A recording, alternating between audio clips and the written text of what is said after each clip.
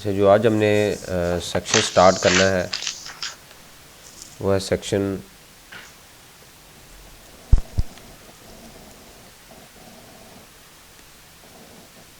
155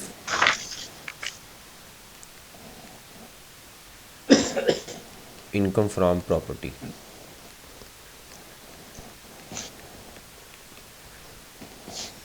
जिस तरह हमने लास्ट क्लास में डिस्कस किया था कि सेक्शन 149 था इनकम फ्रॉम सैलरी, कि जब कंपनी इंडिविजुअल या एओपी अब स्टाफ को पेमेंट करता है सैलरी की, तो उसके ऊपर जो अगर उसकी सैलरी टैक्सीबल है तो उसके ऊपर जो टैक्स है उसने विदहेल्ड करना है और बैलेंस अमाउंट उसको पे करनी है।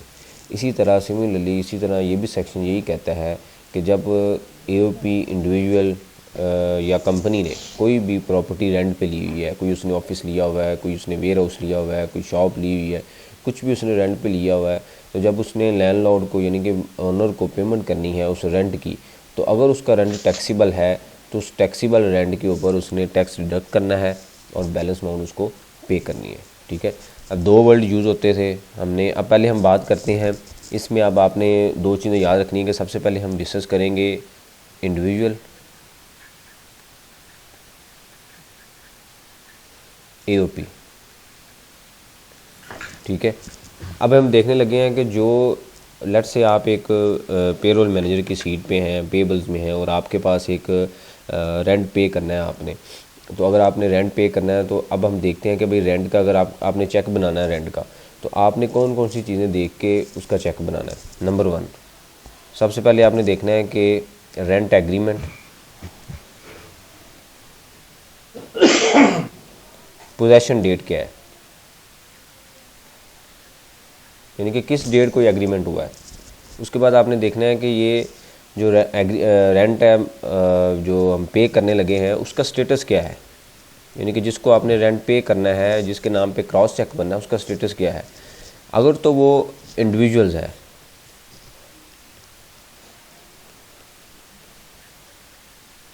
इंडिविजुअल है और एओपी है, ये अभी मैं आपको कल की क्लास में सिखाऊंगा कि हमने कैसे चेक करना है इंडिविजुअल और एओपी। आपको याद होगा मैंने आपको स्टार्ट में बताया था कि जब कोई भी बंदा एफबीआर में रजिस्टर्ड होता है तो 4 तरह से रजिस्टर्ड होता है। एक इंडिविजुअल, यानी कि कोई सैलरी इंडिविजुअल्स है, बिजनेस इंडिविजुअल्स, कंपनी या एओपी। ठीक है। तो अभी हम बात कर रहे हैं कि अदर देन, अब जब भी हम नेक्स्ट टाइम टेक्स्ट में यानी कि जब भी हम लेक्चर में बात करेंगे तो या तो हम बात करेंगे या तो कोई कंपनी है या अदर देन कंपनी है। अदर देन कंपनी में ये भी आ जाएगा, ये भी आ जाएगा और ये भी आ जाएगा। ठीक है। यानी कि या तो कोई कंपनी होगा या क्या होगा, अदर देन कंपनी होगा। अदर देन कंपनी में जब भी मैं कहूँगा तो आपके ज़हन में फौरी चीज़ आनी चाहिए, या वो एओपी होगा या बिजनेस इंडिविजुअल होगा या क्या होगा, सिंपल इंडिविजुअल होगा। ठीक है। तो अब ये वही चीज़ है, ये क्या है, ये अदर देन कंपनी। ठीक है। अगर तो आपने स्टेटस चेक किया, अब ये स्टेटस कैसे चेक करना है ये बाद में आपको बताऊंगा, लेकिन मैं भी आपने सिर्फ इसको देखते जाना है कि आपने स्टेटस चेक किया कि उसका अगर तो स्टेटस है अदर देन कंपनी। ठीक है। तो फिर हम क्या करेंगे, फिर हम स्लैब रेट अप्लाई करेंगे। जैसे हमने सैलरी के केस में स्लैब रेट देखे थे कि इतनी इनकम से इतनी इनकम तक ये रेट है, फिर ये रेट है, फिर ये रेट है। ठीक है। यानी कि सबसे पहले आपने देखा कि रेंट की यानी कि अगर वो डेट क्या है, यानी पोजेसन डेट क्या है, किस डेट को हमने एग्रीमेंट किया है। उसके बाद हमने देखा कि जिसको हमने क्रॉस चेक देना है उसका स्टेटस क्या है, यानी कि वो जो बंदा, फ़र्ज़ करें आप कंपनी है और आपने मुझे अदर देन कंपनी है, एओपी है, आपने मुझे पेमेंट करनी है, तो आपने देखना है कि मेरा आपके साथ एग्रीमेंट कब हुआ, मेरे नाम का यानी कि मेरा स्टेटस क्या है, मैं इंडिविजुअल हूँ, एओपी हूँ, क्या हूँ। उसके बाद आपने देखना है कि जी अगर मैं अदर देन कंपनी हूँ यानी कि इंडिविजुअल हूँ, एओपी हूँ, तो आपने स्लैब रेट अप्लाई करने हैं। ये थोड़ा सा ओवरव्यू था इसका। अब हम प्रैक्टिकल इसकी एग्जांपल देखते हैं कि आगे इसको हमने करना क्या है। अब हम देखते हैं कि अब बात वही है, अभी हम डिस्कस कर रहे हैं, सिर्फ आपने स्टेटस चेक किया, वो क्या था, other than company. Other than company यानी कि अदर देन कंपनी की बात है। अभी हम कंपनी की बात नहीं कर रहे, ये हम बाद में देखेंगे कि जब फ़र्ज़ करें आपने किसी को पेमेंट करनी है और उसका स्टेटस कंपनी है, तो वो लहरा सिनेरियो, यानी कि इसमें दो सिनेरियो हैं, एक कंपनी को पेमेंट करनी है अगर आपने रेंट की, या अदर देन कंपनी को पेमेंट करनी है। तो पहला सिनेरियो हम देख रहे हैं अदर देन कंपनी। तो अदर देन कंपनी में सबसे पहले आपने देखना है कि फ़र्ज़ करें 1 नवंबर 2017 को आपका एग्रीमेंट हो गया। एग्रीमेंट हो गया 1 लाख रेंट था पर मंथ का, ठीक है। अब आपने उसी तरह सैलरी, जिस तरह हमने सैलरी में किया था, उसी तरह 30 जून तक इसका रेंट कैलकुलेट कर लेना है।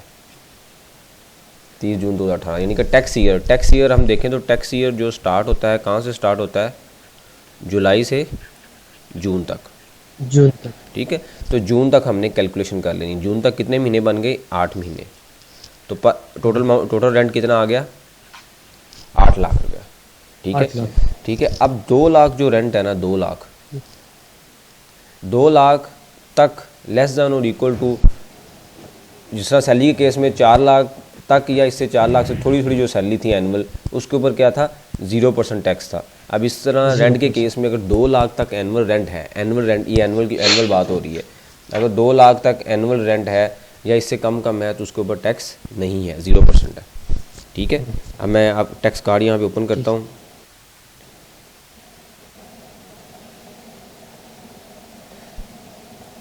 ये टैक्स कार्ड विजिबल है ना आपके सामने? जी। ठीक है, ये लिखा हुआ है tax rate for income from property individual and AOP. अगर कोई किसी का स्टेटस है इंडिविजुअल एंड एओपी तो 2 लाख तक 0% है, ठीक है।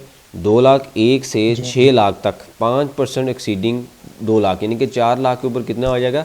5%।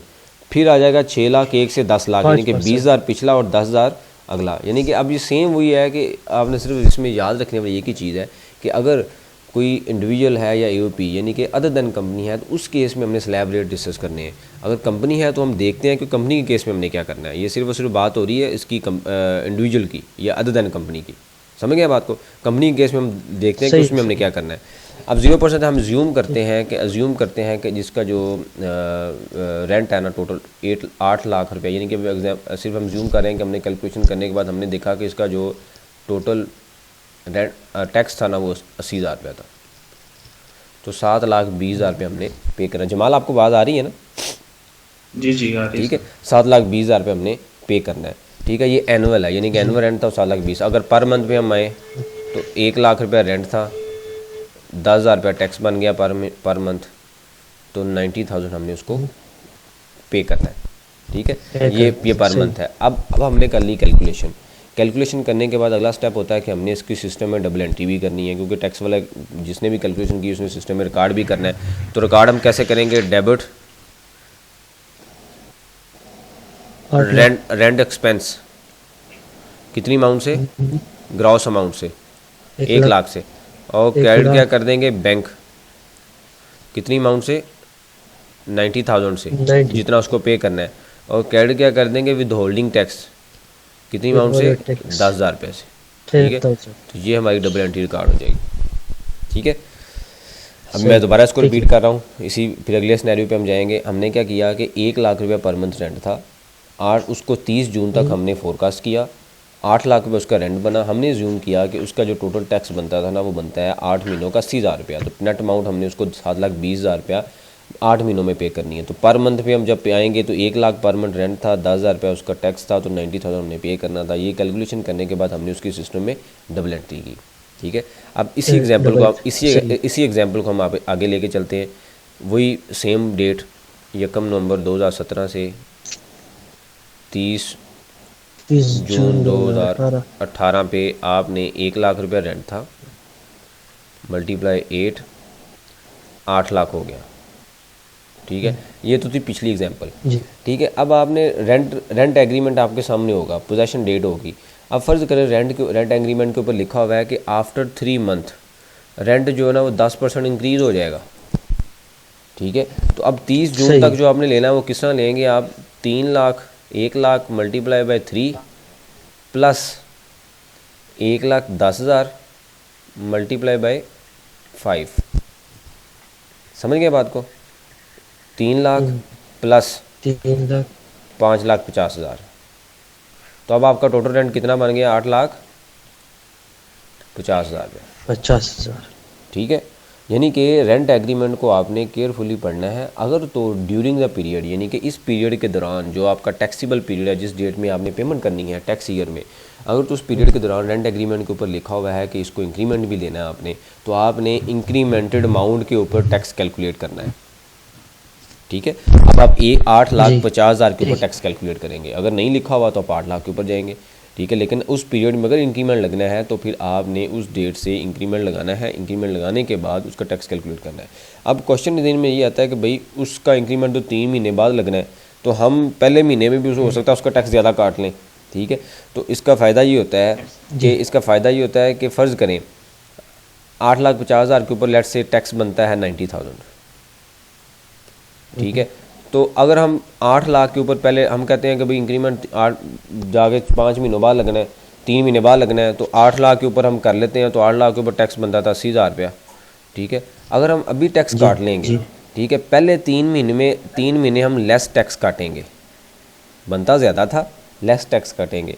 अगले 3 महीने हम मोर टैक्स, यानी कि हम क्या करेंगे कि अगले 3 महीनों में 5 महीनों में 8 महीने का एक्चुअल में टैक्स काटेंगे उसके, क्योंकि पिछले 3 महीने हमने ऑलरेडी कम काटा हुआ था, तो जून तक हमने जितना उसका बनना है वो 5 महीनों में कवर करना है। इसका मतलब ये है लैंडलॉर्ड को जो बर्डन है वो 8 महीनों में ट्रांसफ़र नहीं होगा, उसको 5 महीनों में बर्डन ट्रांसफ़र होगा, ठीक है। यानी कि उसका रेंट देखें ना, एक एग्जांपल है कि आपका टैक्स बनता है 90,000, मैं कहता हूँ यार चलो पहले 3 महीने ना मैं आपका ये करता हूँ कि आपका ना 10,000 रुपये पर मंथ काट लेता हूँ, बनता आपका 12,000 है, ये 11,000 पर मंथ है, मैं आपका 10,000 काट लेता हूँ। अगले 5 महीने में क्या करूँगा, पिछले 3,000 भी प्लस अगले 11,000 भी, तो इसका मतलब ये हुआ कि मैं 5 महीने आपसे टैक्स ज़्यादा ले लूँगा और 3 महीने टैक्स कम लूँगा, ठीक है। तो इक्वल बर्डन ट्रांसफ़र करने के लिए हमने लैंडलॉर्ड को हमने उसकी एडवांस कैलकुलेशन कर ली और जितना टैक्स बनता था हमने डेटा कैलकुलेट किया और इक्वल 8 महीनों में इक्वल एक अमाउंट उसकी जो आप पेमेंट करेंगे उसमें से डिडक्ट होती जाएगी, इसीलिए हमने इंक्रीमेंटेड अमाउंट लिया, ठीक है। नंबर तो 1 सर अगर हम जी सर हम ये अब जैसे अब इसकी एडिशनल हमने कैलकुलेशन की है कि हमने 10% जो इंक्रीमेंट लगना था उसकी भी कैलकुलेशन एडवांस में कर लिया, तो हम फिर एफबीआर को भी जो टैक्स जो अमाउंट ज़्यादा हुई वही पे करेंगे। हाँ, अमाउंट तो हम वही पे करेंगे। देखिए एफबीआर ने आपसे क्या पूछना है, उसने ये पूछना है कि 30 जून तक आपका रेंट बनता था 8,50,000 रुपया, 8,50,000 के ऊपर आपका लेट से टैक्स बनता था 90,000, मुझे दिखाएं कहाँ पे आपने पे किया। तो वो चाहे आप पहले 3 महीनों में कम पे कर दें या अगले 3 महीनों में ज़्यादा पे कर दें, 5 महीनों में ज़्यादा पे कर दें, आपने ये अमाउंट पूरी करनी है, समझ गए बात को, ओके, ठीक है। तो इसलिए अच्छा, अब एक चीज़ दूसरी चीज़ ये है कि फ़र्ज़ करें मैं कहता हूँ कि जी आपका इंक्रीमेंट लगना है 3 महीने बाद और लैंडलॉर्ड कहता है नहीं जी आपने 3 महीने बाद मेरा इंक्रीमेंट लगना है और आपने टैक्स मेरा आज ही ज़्यादा काट लिया है, ठीक है। अगर फ़र्ज़ करो उसको इतनी अवेयरनेस है, उसको टैक्स की नॉलेज है, तो हो सकता है आपको कह दे कि भाई मेरा टैक्स तो 3 महीने बाद आपने बढ़ाना है, तो आपने तो आज ही मेरे से ज़्यादा कर लिया है, तो आप कहेंगे ठीक है जी मैं आज आपका कम काट लेता हूँ लेकिन अगले 5 माह में आपका ज़्यादा काट लूँगा मैं, ठीक है। तो ये सारी सिचुएशन आपने ब्रीफ करनी है, ये प्रैक्टिकल सिनेरियो है। सम टाइम ये होता है कि अगले बंदे को नॉलेज है, यानी कि मुझे फ़र्ज़ करे आपने मुझे पेमेंट करनी है, आपको भी टैक्स का पता है, मुझे भी टैक्स का पता है, तो हो सकता है मैं अपनी कैलकुलेशन कर लूँ, आप अपनी कर लें, तो वो म्यूचुअल जो डिसीजन होगा आपने वो करना है। लेकिन इंडस्ट्री में यही चलता है कि रेंट एग्रीमेंट चूँकि आपने पे करना ही करना है 6-8 महीनों में, आपने तो देना ही देना रेंट, इंक्रीमेंट भी लगना है, देना ही देना है, तो आप उसकी कैलकुलेशन एडवांस में करें। हाँ, जहाँ पे आपको लगता है ना कि ये 3 महीनों बाद इंक्रीमेंट नहीं लगेगा, 4 महीनों बाद लग जाएगा, 5 महीनों बाद आपको डाउट है, कोई इशू है, कोई ऐसा क्लैश है उसके साथ, तो फिर आप यही अमाउंट लें, ठीक है। लेकिन उसको बता दें कि भाई जब आपका इंक्रीमेंट लगेगा हम आपका टैक्स बढ़ जाएगा, ठीक है। क्लियर है बात? सही है, क्लियर है, ठीक है। अच्छा, अब हम इसी चीज़ को हम बेस बनाते हैं कि जी फ़र्ज़ करें 1 लाख रुपया रेंट था पर मंथ, आपने रेंट एग्रीमेंट देखा, रेंट एग्रीमेंट के ऊपर लिखा हुआ था कि जी ये जो 1 लाख है ना ये 2 भाइयों का है, मिस्टर ए का, मिस्टर बी का,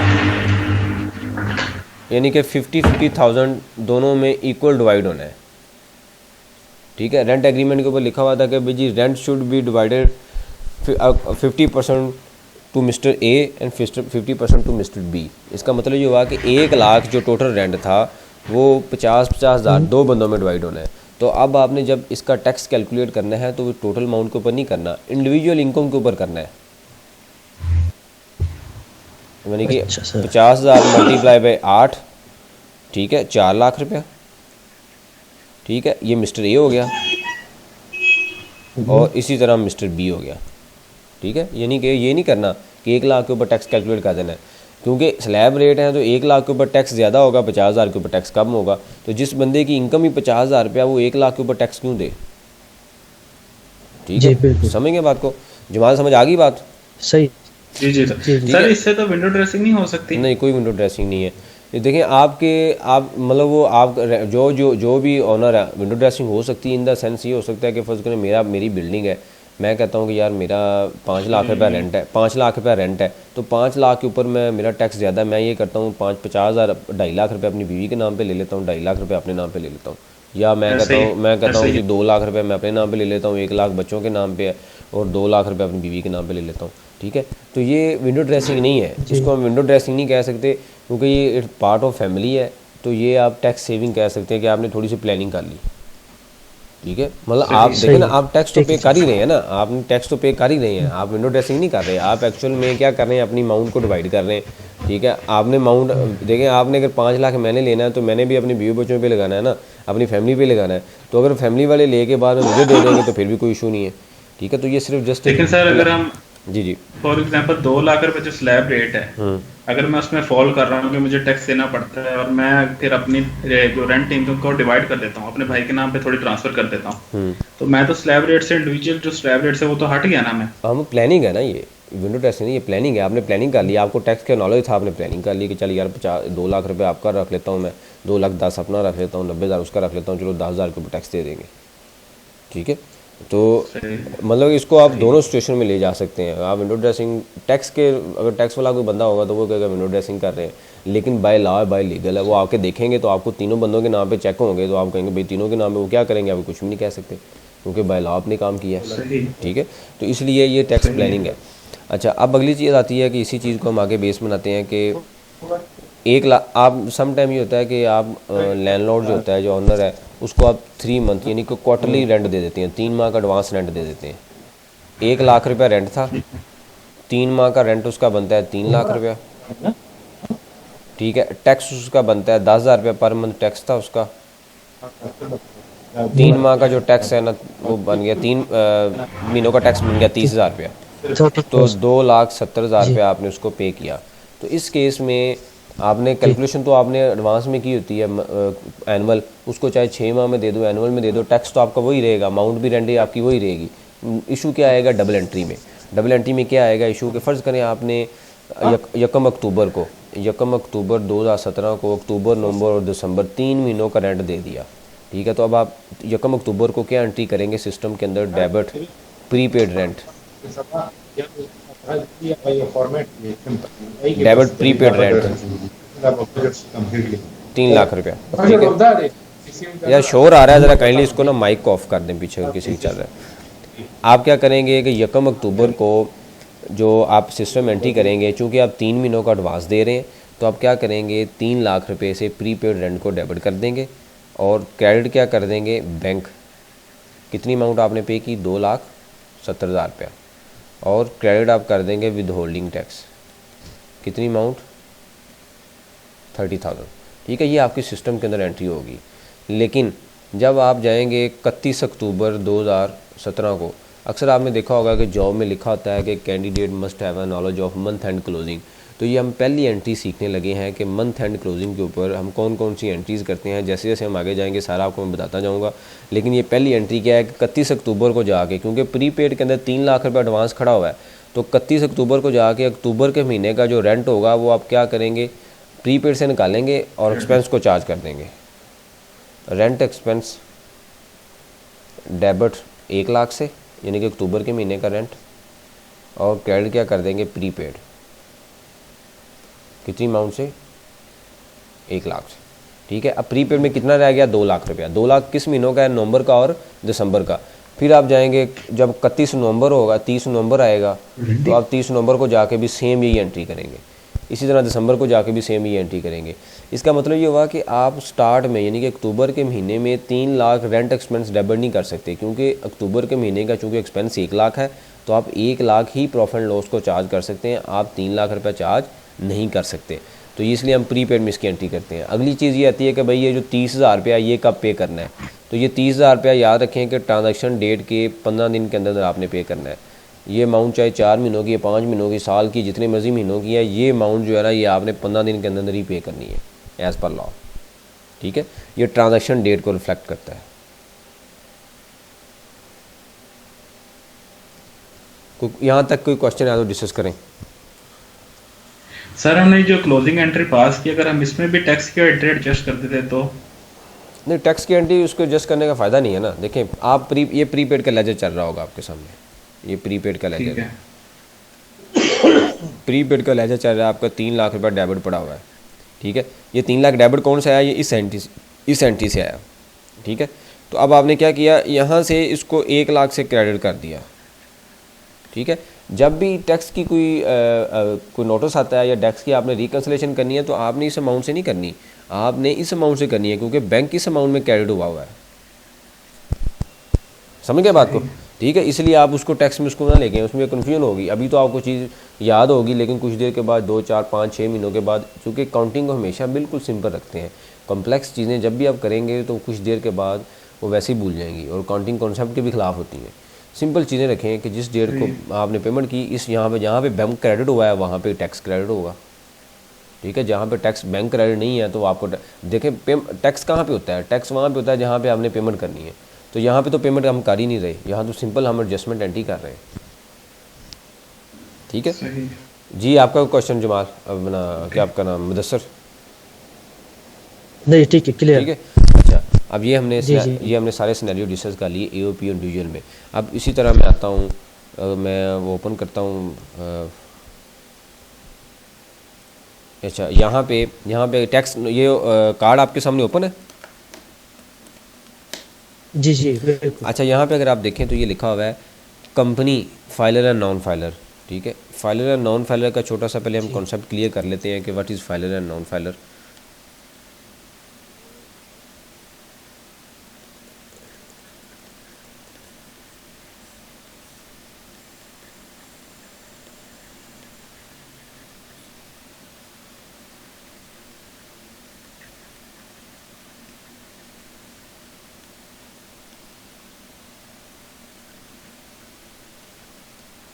ठीक है। अब ये 4 तरह से लोग अपने आप को रजिस्टर्ड करवा सकते हैं। तो जब इन्होंने अपने आप को एफबीआर में रजिस्टर्ड करवाया तो एफबीआर ने क्या किया, 8 डिजिट एनटीएन इशू कर दिया, नेशनल टैक्स नंबर, ठीक है। सही। नेशनल टैक्स नंबर जब आपको, जिसमें आपको नादरा से आपको सीएनसी नंबर मिलता है, नेशनल टैक्स नंबर एफबीआर से मिल गया। तो एफबीआर से जब टैक्स नंबर मिल जाता है तो उसके बाद ये होता है कि आपने अपनी एनुअल रिटर्न, यानी कि जो टैक्स ईयर होता है, टैक्स ईयर में क्या आता है, जुलाई से जून तक जो भी आपकी इनकम होगी, जो भी आपका सोर्स ऑफ इनकम है। अगर हम यहाँ पे बात करें तो इंडिविजुअल के केस में आपका सोर्स ऑफ इनकम हो सकता है सैलरी, यानी कि आप सैलरी से कमा रहे हैं। एओपी में हो सकता है आपका कोई बिज़नेस हो, कंपनी में भी आपका बिज़नेस है, बिज़नेस इंडिविजुअल में भी आपका बिज़नेस है। गवर्नमेंट ये कहती है कि जब आपको एनटीएन मिल गया है तो उसके बाद आपने जो भी आपका सोर्स ऑफ इनकम है वो आपने मुझे शो करवाना है, मेरी अपनी रिटर्न भरनी है, यानी कि गोशवारा बनना है। अक्सर आपने देखा होगा, आ रहा होता है कि इनकम टैक्स गोशवारे की डेट बढ़ गई है, रिटर्न की डेट बढ़ गई है। तो वो क्या है कि टैक्स रिटर्न आपने फाइल करनी होती है अपनी, ठीक है। टैक्स रिटर्न आपने भरनी है। तो अब ये टैक्स रिटर्न अगर आपने भर दी है और उसके बाद प्रॉपर जो भी टैक्स की कंप्लाइंस है वो आपने कर दी है, तो आप क्या बन जाएंगे, फाइलर, यानी कि आप टैक्स में फाइलर बन गए। अगर आपने इसकी कंप्लाइंस ठीक से नहीं की, टैक्स रिटर्न नहीं भरी, तो आप क्या हो जाएंगे, नॉन फाइलर, ठीक है। ये हम जैसे जैसे आगे जाएंगे आपको चीज़ें क्लियर होती जाएंगी। मे भी अभी थोड़ी सी आपको अजीब लगे, लेकिन जैसे जैसे हम आगे जाएंगे, अभी आपने सिर्फ याद रखना है कि एनटीएन मिलने के बाद अगर आपने इनकम टैक्स रिटर्न अपनी टैक्स की कंप्लाइंस पूरी की, रिटर्न फाइल कर दी, तो आप फाइलर बन जाएंगे। अगर आपने फाइल नहीं की तो आप क्या बन जाएंगे, नॉन फाइलर बन जाएंगे, ठीक है। तो अब हम आते हैं उसी तरह। सर ये अगर हम एनटीएन में इशू ना हुआ हो या हम एफबीआई के साथ रजिस्टर्ड नहीं है, हाँ, तो फिर आप नॉन फाइलर, और अगर हम नॉन फाइलर आप, तो अगर हम एफबीआई के साथ रजिस्टर्ड होके भी अपना टैक्स फाइल नहीं कर रहे तो फिर भी नॉन फाइलर है, दोनों में कोई फर्क नहीं होगा। हाँ, कोई फ़र्क नहीं है। यानी देखिए एनटीएन बनने के बाद तो आपके ऊपर कंप्लाइंस आ गई ना, पहले तो आपके ऊपर कंप्लाइंस थी लेकिन आपने एनटीएन ही नहीं बनाया। एनटीएन बनाने के बाद आप टैक्स के डिपार्टमेंट की लिस्ट में आ गए हैं, तो उसका मतलब क्या है कि आपको रिटर्न फाइल करनी है। दोनों सूरतों में रिटर्न जब तक फाइल नहीं करेंगे आप फाइलर नहीं बनेंगे, ठीक है। अब हम आते हैं कंपनी। फ़र्ज़ करें आपने मुझे पेमेंट करनी है और मेरा स्टेटस है कंपनी, ये लिखा हुआ है कंपनी। अगर तो आपने चेक किया, मेरा एनटीएन डाल के आपने चेक किया, अगर मैं तो फाइलर हूँ। अब मैं आपको यहाँ पे थोड़ा सा भी बता देता हूँ कि हमने how to check filer and non filer. आपने ये ब्राउज़र ओपन करना है, इंटरनेट एक्सप्लोर में आपने लिखना है जी एफबीआर,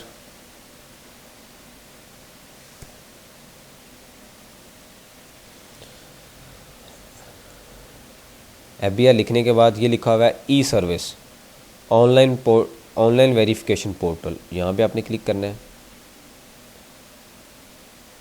यहाँ पे क्लिक करेंगे तो आपके सामने कुछ डिटेल्स आ जाएंगी। तो यहाँ पे लिखा हुआ है ऑनलाइन NTN STRN इंक्वायरी, तो आपने यहाँ पे क्लिक कर देना है। यहाँ पे आप क्लिक करेंगे तो ये आ रहा है सर्च टैक्स पेयर, ठीक है। यहाँ पे आ रहा है सर्च टैक्स पेयर में आना आपने NTN इंक्वायरी, यहाँ पे क्लिक करना है। तो यहाँ पे ये लिखा हुआ है सर्च पैरामीटर, ठीक है। यानी कि किसी भी बंदे को आप NTN के साथ भी सर्च कर सकते हैं, CNAC के साथ सर्च कर सकते हैं, पासपोर्ट नंबर के साथ भी सर्च कर सकते हैं, और एक डिपार्टमेंट की तरफ से रजिस्ट्रेशन नंबर मिलता है, वो जो नॉन रेजिडेंट यानी कि बाहर के जो फॉरेनर होते हैं उनके नंबर के साथ भी आप सर्च कर सकते हैं। एक ये नंबर लिखा हुआ है STRN नंबर, ये भी सिर्फ आपने ये याद रखना है कि इसका मतलब होता है सेल टैक्स रजिस्ट्रेशन नंबर। जब हम सेल टैक्स पढ़ेंगे फिर आपको इसकी समझ आएगी। अभी आपने याद रखना है NTN, CNAC, पासपोर्ट नंबर और रजिस्ट्रेशन नंबर जो नॉन रेजिडेंट को मिलता है यानी कि जो फॉरेनर है उनको मिलता है, उनके नाम से आप सर्च कर सकते हैं। NTN और FTN में क्या डिफरेंस है? NTN होता है नेशनल टैक्स नंबर, FTN होता है फ्री टैक्स नंबर। जितने भी गवर्नमेंट के अदारे हैं उनको FTN नंबर मिलता है। जो पंजाब गवर्नमेंट है तो उनका FTN नंबर होगा, उनका NTN नंबर नहीं होगा, ठीक है। तो ये आपने सिर्फ चीज़ें याद रखनी है। गवर्नमेंट के जितने भी इदारे हैं उसमें क्या होता है FTN, और NTN क्या होता है नॉर्मल, जो NTN मैंने ले लिया, आपने ले लिया, कंपनी ने ले लिया, जो नॉर्मल जो इंडिविजुअल्स हैं उनके लिए NTN होता है, ठीक है। तो यहाँ पे हम NTN लिखते हैं। फ़र्ज़ करें मैंने एक NTN लिखा 380888908, ये किसी भी कंपनी का मैंने NTN लिखा, उसके बाद मैंने इसको सर्च कर दिया। तो जब मैं सर्च करूँगा तो ये मेरे सामने एक छोटी सी विंडो ओपन हो जाएगी। यहाँ पे लिखा हुआ है NTN, ये NTN था, इसका नाम ये है, ये लिखा हुआ है कैटेगरी कि ये क्या है, कंपनी है, ठीक है। इसका मतलब ये हुआ, इसका मतलब ये हुआ कि जो हम बात कर रहे थे कि अगले यानी कि आपने स्टेटस चेक करना है कि अगर फ़र्ज़ करें पहले केस में क्या आ रहा था इंडिविजुअल एंड AOP, तो अगर कोई इंडिविजुअल या AOP होगा तो यहाँ पे वो लिखा होगा कि वो इंडिविजुअल है या AOP है या बिज़नेस इंडिविजुअल है। तो अगर कंपनी है या अदर देन कंपनी है, यानी कि यहाँ से आपने वेरीफाई करना है, यानी कि आपने कैसे स्टेटस चेक करना है उसका, आपने NTN या CNAC नंबर यहाँ पे फेंकना है और यहाँ पे आके उसका कैटेगरी में जाके उसका स्टेटस देखना है। अगर वो अदर देन कंपनी है तो स्लैब रेट है, अगर वो कंपनी है तो क्या होंगे, फिर आगे हम डिस्कस करते हैं कौन से रेट है, ठीक है। तो आपने कैटेगरी चेक किया, ये क्या है, कंपनी है। उसके बाद आपने देखा कि सारी इसकी डिटेल है। अब अगली चीज़ ये आती है कि ये कैटेगरी चेक करने के बाद आपने देखना है कि क्या ये बंदा फाइलर भी है कि नहीं है। NTN तो इसने बना लिया है, ठीक है। अब अगला काम ये है कि क्या अब ये फाइलर भी है कि नहीं फाइलर है, तो उसको कैसे चेक करना है।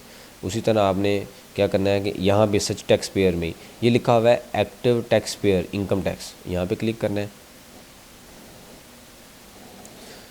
यहाँ पे आना है सेलेक्ट डेट, जिस डेट को आपने पेमेंट करनी है उस डेट को, यानी कि जिस डेट को आपने चेक करना है कि ये फाइलर है कि नॉन फाइलर है। तो हम 11 फर्स्ट हम रिज्यूम करते हैं 11 जनवरी को हमने पेमेंट करनी है, तो यहाँ पे आप NTN लिखेंगे 380 वही 8890-8, उसके बाद ये कोड लिखें यहाँ पे और इसको सबमिट कर दें, ठीक है। तो यहाँ पे आप देखें तो ये लिखा हुआ है एक्टिव, ठीक है। इसका मतलब क्या है कि ये फाइलर है, ग्रीन है तो इसका मतलब क्या है, ये फाइलर है, ठीक है जी।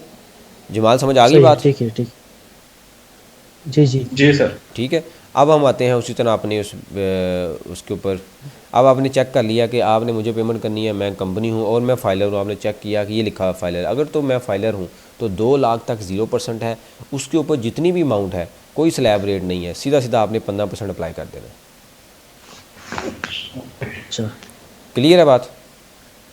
ठीक है, सही है। 2 लाख से ऊपर 50%, यानी कि कोई फर्स्ट करो 10 लाख फर्स्ट करो रेंट है तो 2 लाख एग्जम्प्ट है, 8 लाख के ऊपर सीधा सीधा 15%, ठीक है। उसके बाद आता है कंपनीज़। अगर आपने चेक किया मैं कंपनी हूँ और मैं नॉन फाइलर हूँ, तो आपने क्या किया, आपने 2 लाख से ऊपर जितनी अमाउंट है उसके ऊपर 17.5% टैक्स अप्लाई कर दिया। सही है, ठीक है जी, क्लियर है जमाल? जी जी सर। अच्छा, जी, अब ये जनाब सारी चीज़ें हमने देखी कि भाई दोबारा मैं इसको रिव्यू देता हूँ कि सेक्शन हमने आज डिस्कस किया 155 इनकम फ्रॉम प्रॉपर्टी। सबसे पहले हमने देखा पोजेसन डेट क्या है, स्टेटस क्या है। उसके बाद हमने जो payment rent per month rent कितना है, हमने उसको 30 जून तक रेंट लिया। अगर इंक्रीमेंटेड अमाउंट है तो इंक्रीमेंटेड अमाउंट ऐड करके हमने उसकी टैक्स की कैलकुलेशन की और उसको पर मंथ जितना रेंट बनता था, टैक्स बनता था, हमने उसको पे किया। उसके बाद हमने देखा कि अगर फ़र्ज़ करो एक ही रेंट एग्रीमेंट के ऊपर लिखा हुआ है कि ये चेक 2 बंदों में डिवाइड होना है, तो आपने इंडिविजुअल कैलकुलेशन करनी है, टोटल अमाउंट के ऊपर टैक्स की कैलकुलेशन नहीं करनी। फिर हमने देखा कि अगर हमने एडवांस में रेंट देना है तो उसकी डबल एंट्री कैसे करनी है, कि प्रीपेड को हमने डेबिट कर दिया, जितनी अमाउंट से बैंक को क्रेडिट किया, फिर विदहोल्डिंग टैक्स को क्रेडिट किया, और हर मंथ के एंड्स पे प्रीपेड से उस माह का रेंट एक्सपेंस निकाला और प्रॉफिट एंड लॉस अकाउंट यानी कि रेंट एक्सपेंस डेबिट किया और प्रीपेड रेंट को क्रेडिट कर दिया। डबल एंट्री में कहीं भी कोई भी इशू आए तो आपने लाजमी डिस्कस करना है। टैक्स में कैलकुलेशन के बाद अगला स्टेप, इंपॉर्टेंट स्टेप जो होता है वो डबल एंट्री होता है कि अगर आपने रिकॉर्डिंग सिस्टम में ठीक नहीं की तो उसका भी इशू होता है, क्योंकि रिकॉर्डिंग की बेस पे आपने रिटर्न बननी होती है, तो उसके अगर वो रिकॉर्डिंग ठीक नहीं हुई तो रिटर्न में इशू आ सकता है। कहीं भी कोई भी इशू आए डबल एंट्री का फौरी डिस्कस करना है। फिर हमने देखा जी अगर स्टेटस कंपनी है और अगर वो फाइलर है, हमने चेक किया कि फाइलर कैसे चेक करना है वो हमने देखा। अगर वो फाइलर है तो हमने 15% लगा देना है, 2 लाख से ऊपर जितनी भी अमाउंट है। अगर नॉन फाइलर है तो 17.5% लगा देना है। अब आती है जी अगली चीज़, उसी तरह जिस तरह हमने सैलरी में पढ़ा था कि अगर स्टाफ ज़्यादा है, आपके पास ज़्यादा वर्कर काम करते हैं, ज़्यादा स्टाफ है, तो आपने तो एक एक की टैक्स की कैलकुलेशन करनी होती है। इसी तरह इसके अंदर भी मैंने एक फ़ाइल बनाई हुई है कि अगर रेंट की अमाउंट ज़्यादा है या आपने रिकन्सलेशन बनानी है तो आपने सिंपल सी इस फाइल के अंदर फाइनेंशियल अमाउंट लिखनी है, ये आपको खुद ब खुद टैक्स कैलकुलेट कर देगा।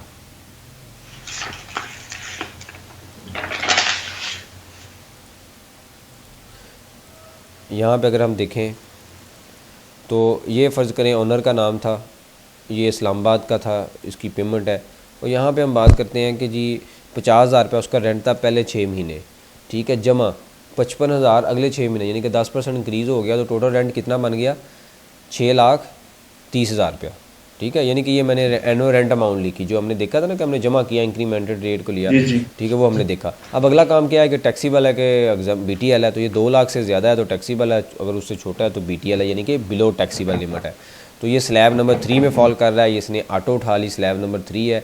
स्लैब नंबर 3 कहाँ से स्टार्ट हो रही है, 6 लाख 1 से 10 लाख तक जा रही है। इसका फ़िक्स रेट कितना है 20% है, और इसका वेरिएबल रेट कितना है 3,000 रुपया। तो टोटल टैक्स कितना बन गया 23,000 रुपया, ठीक है, 23,000 रुपया। तो अब उसी तरह ये इसकी कैलकुलेशन वैसे ही आगे जैसे अगले स्टेप दूसरे ही हैं जैसे हमने सैलरी में किया था कि पर मंथ आप क्या करेंगे, नंबर ऑफ मंथ पे डिवाइड कर देंगे। 12 महीने हैं तो आप 12 पे डिवाइड कर दें, जितने महीने भी हैं। फ़र्ज़ करें ये 8 महीनों का, तो आप क्या करेंगे 8 पे डिवाइड कर देंगे। तो ये उसकी हर महीने जो आपने उसको पेमेंट करनी है रेंट की, उसमें से आप ये अमाउंट डिवाइड करते जाएंगे, माइनस करते जाएंगे, ठीक है जी।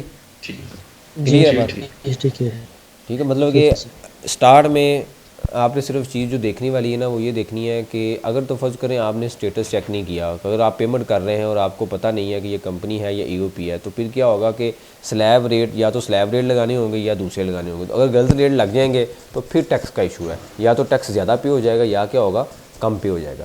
इसीलिए स्टार्ट में जो टेक्निकल चीज़ देखने वाली है वो सिर्फ यही देखने वाली है कि स्टार्ट में जो मैंने आपको पैरामीटर बता दिए हैं, मेजरमेंट, यही हर सेक्शन में ज़्यादा डिटेल नहीं है।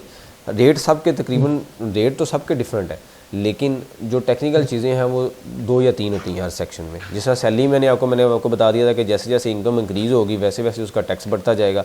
इसी तरह रेंट में मैंने आपको बता दिया कि अगर उसका स्टेटस आपने केयरफुली चेक कर लिया और एनुअल रेंट की अमाउंट केयरफुली निकाल ली है तो उसके बाद इसमें कोई चीज़ नहीं है, सिंपल स्लैब रेट है। फिर डबल एंट्री है वो हर किसी के तकरीबन सेम है, ठीक है, वो साथ साथ चीज़ें कवर होती जाएंगी। अब कोई क्वेश्चन है तो डिस्कस करें।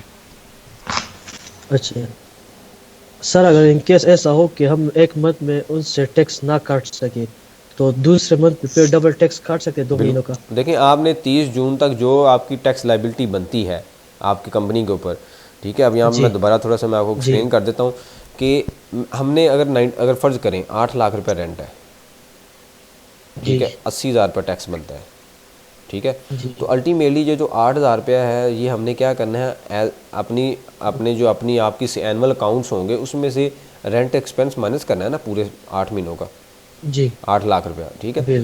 तो ये अमाउंट आपकी एक्सपेंस है, यानी कि आपकी इनकम में से माइनस होनी है। अगर हम यहाँ पे एग्जांपल लें तो फ़र्ज़ करें सेल है आपकी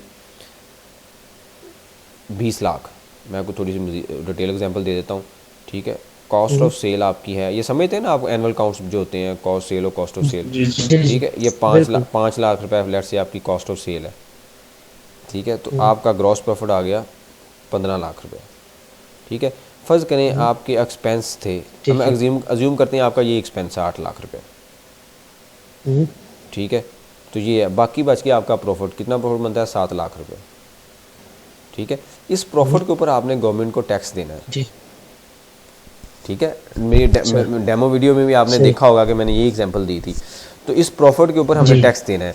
तो अगर गवर्नमेंट आपको कहती है कि भाई ठीक है, ये जो 8 लाख रुपए आपने एक्सपेंस माइनस किया है ना, ओके, ये आपका एक्सेप्टेबल एक्सपेंस जी है, आपका बनता था, आपका राइट था, आपने एक्सपेंस माइनस किया, लेकिन इसके ऊपर 80,000 रुपया टैक्स बनता है। मुझे दिखाएं आपने कहाँ पे कैलकुलेट किया, डिडक्ट किया और मुझे पे किया।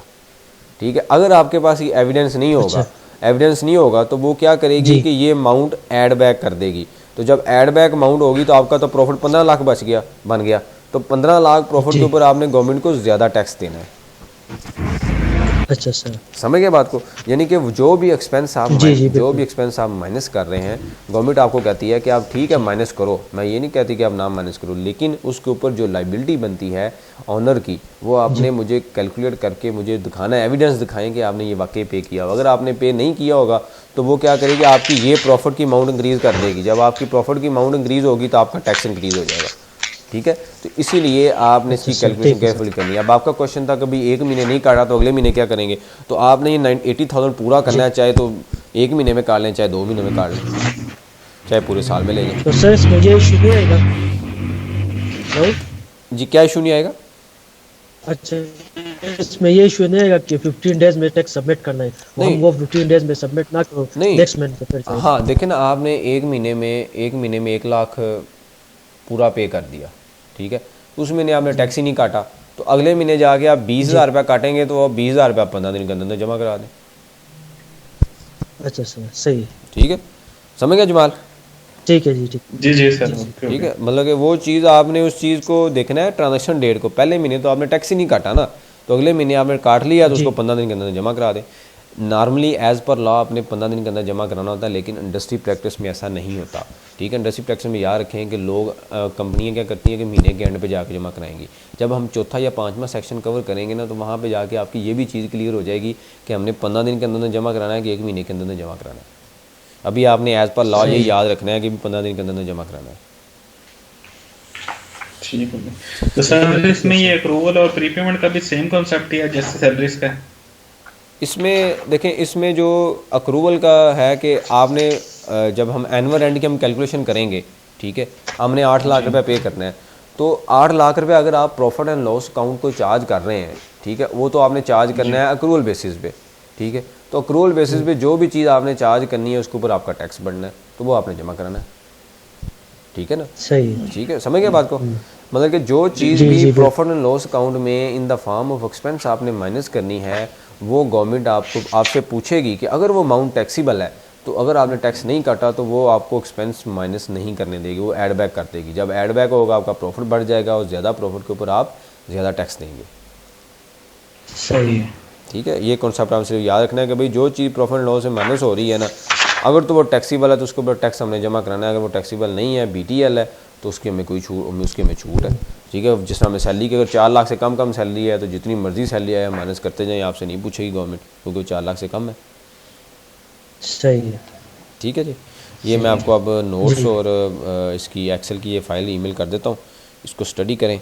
जी इसमें छोटी छोटी एग्जांपल्स हैं, वो भी देखें। नोट्स में कुछ चीज़ें बहुत ज़्यादा लिखी हुई हैं, तो इन डिटेल में चूँकि लॉ का पार्ट है तो इसलिए मैंने वहाँ पे मेंशन की हुई हैं सारी, लेकिन आपने कोशिश करना है कि जो मैंने चीज़ें आपको बताई हैं ना, प्रैक्टिकली चीज़ें यही यूज़ होती हैं, कहीं पे भी चले जाएँ तो यही चीज़ें यूज़ होती हैं प्रैक्टिकली।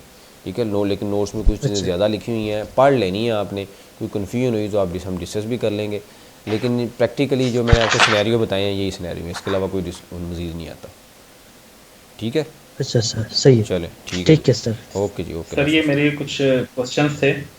लास्ट सेक्शन में जी जी जी डिस्कस करें। अच्छा सर, ये नोट्स काइंडली आप ओपन कर सकते हैं जो आपने सैलरीज के दिए थे? जी, एक मिनट ओपन कर लेते हैं।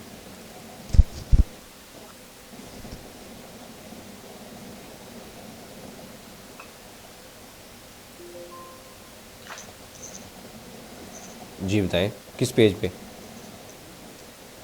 सर ये पेज नंबर है 90 लिखा हुआ, आई थिंक एग्जाम्पल है ये। 90 जी जी बताएं। सर ये इसने जो टैक्स लिया हुआ है 17,500 प्लस 10%, ये 17,500 कैसे लिया हुआ है इसने? नहीं, ये असल में ये देखें ना, टैक्स ईयर 2016 है, यानी कि स्लैब रेट पिछले हैं, जी। स्लैब रेट पिछले हैं। अच्छा अच्छा, ओके ठीक है, मतलब आपने ओके चूँकि एग्जांपल जो होती है ना, ये अपडेट बहुत लेट होती हैं, जो पेपर्स आते हैं या क्वेश्चन ठीक आते हैं ना, ये बहुत लेट अपडेट होते हैं। आपने जो भी काम करना है ना, वो इस टैक्स ईयर में जाके करना है।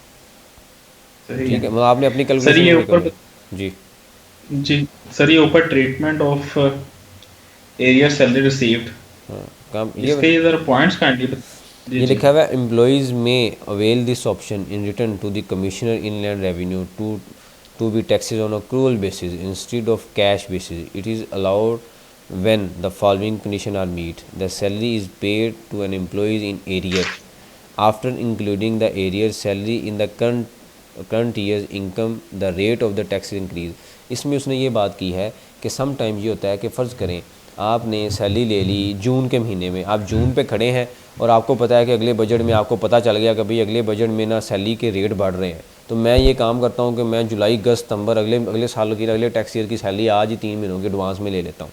ठीक है, तो यहाँ पे उसने ये बात की है कि भाई अगर तो आप एरियर में ले रहे हैं, ठीक है, और अगर उसका टैक्स रेट इंक्रीज़ हो गया है तो फिर आपने इंक्रीज़ रेट के ऊपर टैक्स देना है। ठीक है, ये उसने ये भी बात की है, after including the arrear salary in the current tax income rate of increased the declaration shall be made by the due date on furnishing of employees return of income for the tax year in which amount was receive or by such later date as a commission in revenue may allow. अब उसने ये बात की है कि भाई 30 जून के ऊपर आपका टैक्स ईयर क्लोज हो रहा है, फ़र्ज़ करें 30 जून 2018 है, आपका टैक्स ईयर क्लोज हो रहा है, तो आपने 30 जून के ऊपर अगले टैक्स ईयर यानी कि जुलाई अगस्त सितंबर की इनकम ले ली, तो अब वो ये कह रहा है कि भाई वो जो जुलाई अगस्त सितंबर की इनकम है वो आपने अगले साल शो करनी है, इस साल शो नहीं करनी।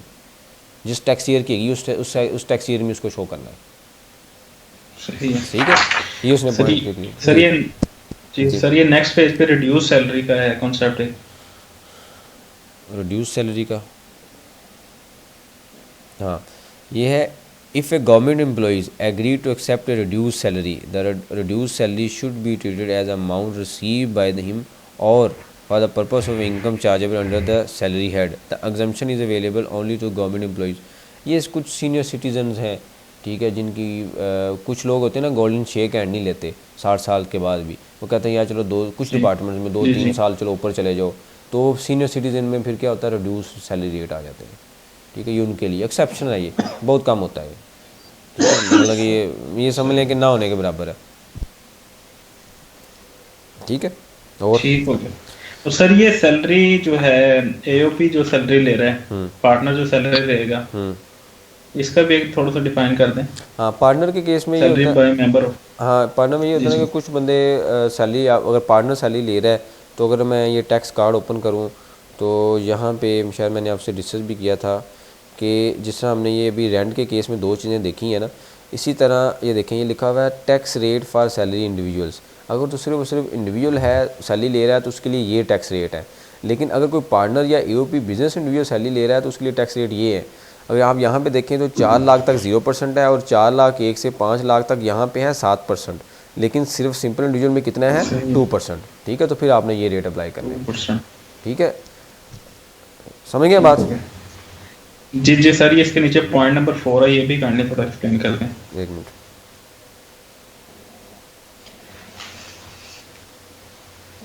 पॉइंट नंबर 4, ये जो profit on levy of the addition of salary, जी जी, the amount of any profit in lieu of the salary of the wages including any amount received as compensation for the termination of employment paid voluntarily or under agreement including payment under golden shake hand and loss of employment। जो भी amount आपको इसमें simple आपने याद ही रखना है कि जो अमाउंट भाई आपको आ रही है ना उसके ऊपर टैक्सीबल है, ये उसने वही बात की है। उसके बाद उसने कहा payment from any fund other than related to the employees contribution. ठीक है, उसके बाद पेंशन और एनुटी और सप्लीमेंट और pension annuity any amount chargeable to the tax under employees share scheme, यानी कि जो भी अमाउंट आपको मिल रही है, सिंपल सी आपने एक चीज़ याद रखनी है कि जो अमाउंट आपको मिल रही है ना आपकी सर्विसेज के अगेंस्ट कंपनी की तरफ से, क्योंकि ये इन्होंने इसलिए ये चीज़ सारी मेंशन कर दी है ताकि स्टाफ कोई भी चीज़ हाइड ना करे। विंडो ड्रेसिंग में ना आए कि भाई ये चीज़ मैंने फ़लाँ ने मुझे वैसे दे दी है। उसने कहा कि भाई सैलरी इंडिविजुअल जो भी चीज़ कंपनी से ले रहा है ना, कंपनी जो भी चीज़ स्टाफ को दे रही है ना, उसने अब उसके ऊपर जो टैक्स बनता है वो उसने डिडक्ट करना है, और जब उसने डिडक्ट करना है तो स्टाफ का जो स्टाफ की इनकम है वो ऑटोमेटिकली टैक्सीबल बनेगी। ठीक है। सही है। ठीक सर, ये नेक्स्ट पेज पे 4.1 पे एग्जांपल है एक। टैक्स ट्रीटमेंट सर ये जी जी जी जी, ये लास्ट इसमें लिखा हुआ last 3 years tax liability under normal tax regime. हाँ। ये इसने 145,000 कैसे निकाला हुआ है, किस बेस पे निकाला हुआ है, क्या अजम्पशन लिए हुए इसने? ये जो चौथा 4.1 है, जी जी जी, यही है, यही इसमें 145,000 से लिखा हुआ है नीचे, हाँ ये लास्ट 3 इयर्स। हाँ ये अजम्पशन भी हो सकती है, इसको हम देख भी लेते हैं। Mister R receive taxable salary of 6 lakh in a tax year 2017। He retired on first day of May 2017 and receive an amount of golden shake and RS 9 lakh. If the following further information has been provided, you are required to compute the tax liability. Last 3 years tax liability under normal tax regime. ये भी ये assumptions है, ठीक है। यानी कि last 3 years में जो उसने रिटर्न फाइल की होगी ना अपनी, ये उसने वहाँ से चीज़ उठाई है ये वाली। उसके बाद last 3 year taxable income under normal tax रजीम 12 lakh रुपये उसने, समझ आ गया। ठीक है। मतलब उसने पिछले साल की उठा ली होगी ना कि पिछले साल की टैक्स रिटर्न में आपकी ये चीज़ें आ रही हैं, ठीक है। उसके बाद जनाब ये उसने आपको असल में क्वेश्चन का पार्ट उसको आपको दिया है ना उसने, तो उसके बाद उसने कहा कि भाई आप नीचे इसका कैलकुलेशन करें। ओपिनियन 1 उसने डिस्कस कर दिया, ओपिनियन 2 डिस्कस कर दिया कि आप ऐसे भी कर सकते हैं, ऐसे भी कर सकते हैं। जैसा अगर फॉर एग्जांपल हम कोई एम्प्लॉय है बैंक का, उसने एम्प्लॉय से बैंक से गोल्डन शेक हैंड ले लिया, और बैंक तो उस पर अब टैक्स काट के देगा ना एम्प्लॉय को। बैंक ने तो देखें जो हर कंपनी ने, जो भी कंपनी है उसने चूँकि जो भी चीज़ स्टाफ को पे करनी है तो उसने एक्सपेंस शो करना है। तो उसने एक्सपेंस, वो मैंने आपको वही कंसेप्ट अभी बताया कि अगर उसने एक्सपेंस के ऊपर टैक्स नहीं काटा तो वो क्या होगा, उसका एक्सपेंस डिसअलाउ हो जाएगा, ठीक है। वो उसकी टैक्स की कंप्लाइंस नहीं होगी। तो जब टैक्स की कंप्लाइंस नहीं होगी तो एक्सपेंस डिसअलाउ हो जाएगा। इसीलिए उसने जो भी टैक्स काटना है, उसने तो जो भी अमाउंट पे करनी है उसने तो टैक्स काटना है, ठीक है। तो जो भी आप गोल्डन शेक हैंड है, जो भी आपको सब्सिडी मिल रही है, एनुटी, ग्रेजुटी, जो भी है उसके ऊपर जो टैक्स बनता है वो आपको काट के देते हैं, कैलकुलेशन करते हैं। उसके बाद काटने के बाद जो टैक्स बनता है वो काट ऐसा ही है, ठीक है। उसका बकायदा सर्टिफिकेट लिया करें उनसे आपके, भाई हमारी इस अमाउंट के ऊपर जो आप टैक्स बनता है अगर आपने जितना काटा है उसकी डिटेल दें और हमें उसका सर्टिफिकेट दें। अच्छा सर, अगर फॉर एग्जांपल हमने गोल्डन शेक हैंड ले लिया और बैंक ने हमें टैक्स काट के दिया है, अगर हम उस पैसे से बिजनेस स्टार्ट करते हैं कोई, ठीक है, तो उस पे हमें फिर टैक्स देना पड़ेगा? देखें सबसे पहले तो चीज़ ये है ना कि आपने फर्ज करें 2 मिलियन आपको गोल्डन शेक हैंड मिल गया, ठीक है। 2 मिलियन के ऊपर गवर्नमेंट ने बैंक ने आपका टैक्स काट लिया, आपने यानी कि अपनी उस इनकम, जो आपकी इनकम थी उसके ऊपर 2 मिलियन के ऊपर आपने टैक्स दे दिया। अब अगली चीज़ ये आती है कि इस 2 मिलियन को आपने यूज़ कहाँ पे करना है। आपने बिज़नेस स्टार्ट किया तो अगर फ़र्ज़ करो बिज़नेस स्टार्ट करने के बाद आपको कुछ प्रॉफिट आया इसमें से, तो आपने उस बिज़नेस की इनकम के ऊपर तो टैक्स देना है ना, ठीक है। उस बिज़नेस के इनकम के ऊपर टैक्स देना है, वो भी टैक्स देना, यानी कि चेन है ना। पैसे आए उस टाइम आपने टैक्स दिए, पैसे को यूज़ किया, पैसा बढ़ा, फिर आपने टैक्स दिया। सही है, ओके हो गया सर। ठीक है जी, चलो ठीक है जी, मैं आपको शेयर कर देता हूँ। कल इंशाल्लाह आगे हम फर्दर सेक्शन स्टार्ट करेंगे। सेक्शन 153 सर ये काइंडली ये वाला चार्ट भी शेयर कर दीजिएगा। मैं कर देता हूँ, आपको भी कर देता हूँ, ठीक है। ठीक है मुदस्सर, ओके, ठीक है जी, हाँ बिल्कुल ठीक है सर। ओके, अल्लाह हाफ़िज़।